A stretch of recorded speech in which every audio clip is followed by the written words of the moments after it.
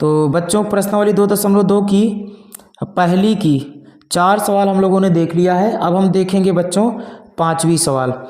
तो 5वीं सवाल है t² माइनस 15।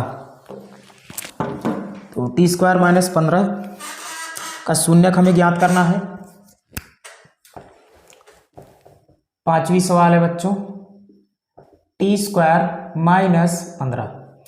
तो यहाँ पर हम लोग देख रहे हैं बच्चों, इसको हम ऐसे लिख सकते हैं t² प्लस 0 और गुणा में t और माइनस का 15। अब देखो बच्चों, यदि हम 0 का गुणा t में करते हैं तो कोई फर्क नहीं पड़ने वाला। 0 को गुणा t में करेंगे तो 0 हो जाएगा और 0 को 15 में घटाएंगे या फिर t² में जोड़ेंगे तो कोई फर्क नहीं पड़ेगा। तो की तुलना हम लोग द्विघात बहुपद से करेंगे। की तुलना 0 हमने इसलिए बनाया बच्चों क्योंकि हमें b का मान प्राप्त हो जाए। तो b का मान हमारा यहाँ 0 मिल जाएगा।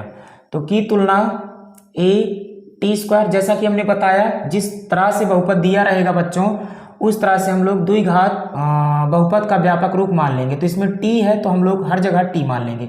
तो a² प्लस का हो जाएगा bt और प्लस का हो जाएगा c से तुलना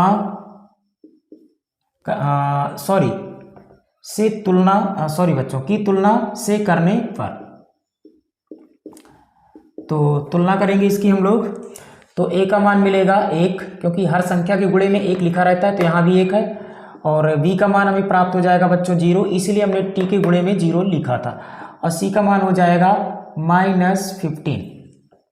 तो चूंकि दो घात बहुपद है तो इसके भी 2 मूल निकलेंगे अर्थात 2 शून्यक निकलेंगे। तो हम लोग मान लेंगे, माना एक शून्यक, जो चीज हमें ज्ञात करनी होती है बच्चों उसे मान लेते हैं। तो माना एक शून्यक बराबर अल्फा तथा दूसरा शून्यक बराबर बीटा। तो अब दिए गए बहुपद का हम लोग गुणनखंड करेंगे। तो गुणनखंड बच्चों t² और 0 का गुणा t में होगा तो 0 हो जाएगा, किसी काम का नहीं, तो 15 हो जाएगा।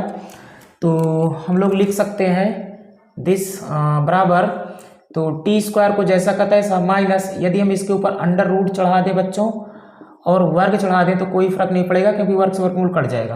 तो हमारा लिखा हुआ है a² माइनस b² बराबर a प्लस b एक ब्रैकेट में और a माइनस b दूसरे ब्रैकेट में, ये सूत्र होता है।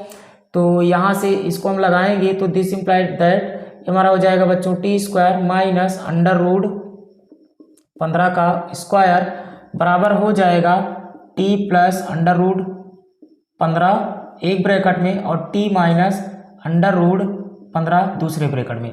तो अब एक बार इसके बराबर 0, एक बार इसके बराबर बच्चों 0 हम लोग दिखाएंगे।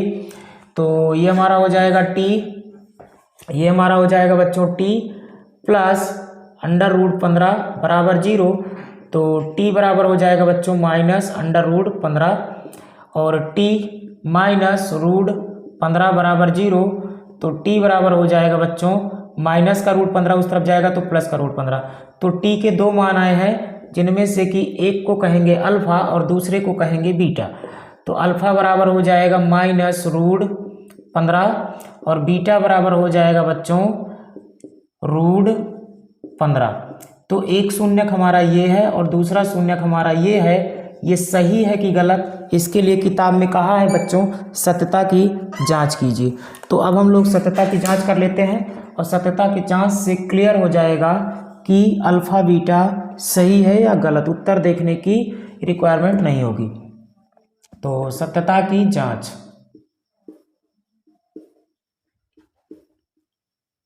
सत्यता की जांच करने पर या फिर केवल सत्यता की जांच।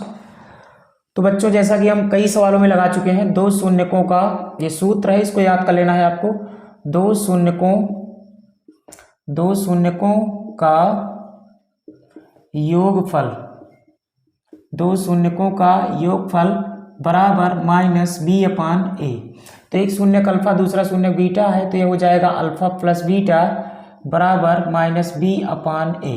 तो अल्फा का मान रखेंगे बच्चों, अल्फा का मान -√15 है तो माइनस का √15 रखेंगे बीच में प्लस है, बीटा का मान √15 है तो √15 लिखेंगे, बराबर माइनस बी का मान बच्चों 0 है तो 0 लिखेंगे, बटा में ए 1 है तो 1 लिखेंगे। दिस इंप्लाइज दैट प्लस √15 में से माइनस √15 जाएगा तो 0 हो जाएगा, और समथिंग अपान 0 का मान बच्चों 0 अपान समथिंग का मान 0 हो जाएगा। तो यहाँ पे 0 बराबर 0 मानिए दोनों पक्ष बराबर है। अब बच्चों निकालेंगे दो